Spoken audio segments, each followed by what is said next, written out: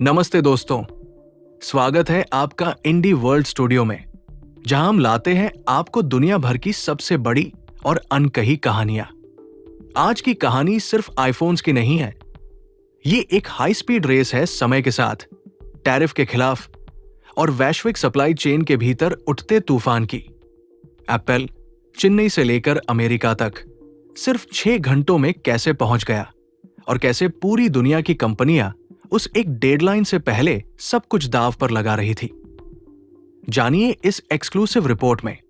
भारत के चेन्नई एयरपोर्ट पर आमतौर पर कस्टम क्लियरेंस में 30 घंटे लगते हैं, लेकिन एप्पल के लिए यह काम सिर्फ 6 घंटे में हो गया।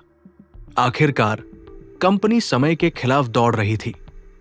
एप्पल ने भारत से 1.5 मिलियन आईफोन्स को 6 मालवाहक विमानों में एयरलिफ्ट किया, ताकि वे समय पर अमेरिका पहुंच सकें और टैरिफ से बच सकें। और एप्पल अकेली नहीं थी, दुनिया भर की कंपनियां भी समय से लड़ने की कोशिश कर रही थी। हालांकि इस समय उनकी मेहनत शायद व्यर्थ हो, क्योंकि टैरिफ को फिलहाल रोक दिया गया है और उन्हें थोड़ी राहत मिली है।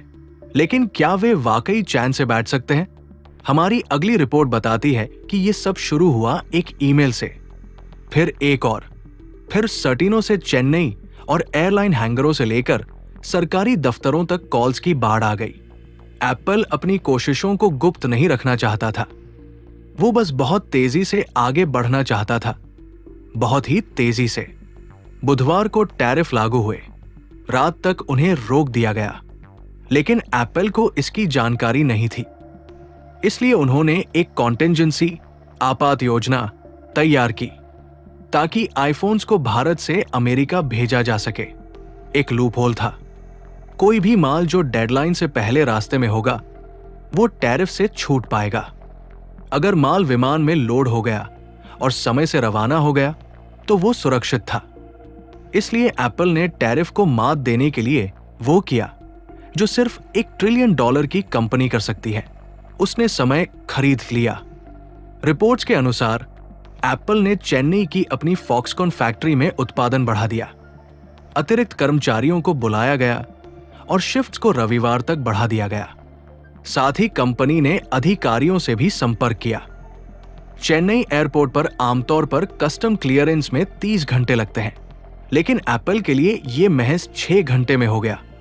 रिपोर्ट्स के अनुसार ये एक ग्रीन कॉरिडोर व्यवस्था के तहत हुआ। इस पूरी तैयारी के साथ एप्पल ने 6 कार्गो विमानों का उपयोग किया। 600 टन आईफोन्स, यानी करीब 1.5 मिलियन डिवाइस। और वे अकेले नहीं थे।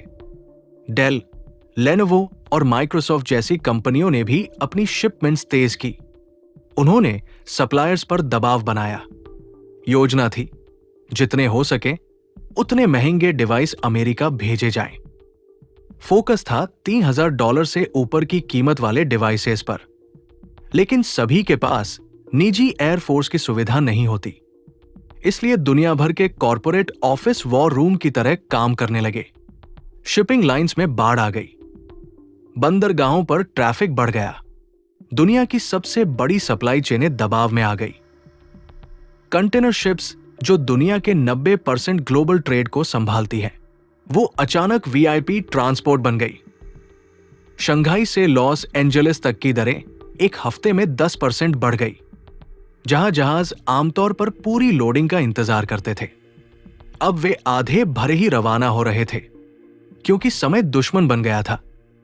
एमके जैसी शिपिंग कंपनियों में अधिकारी 24/7 कॉल संभाल रहे थे। हर कोई सामान को रीराउट या जल्दी पहुंचाने की कोशिश कर रहा था, लेकिन कुछ कंपनियां सिर्फ घड़ी की सुइयों को देखते रह गई।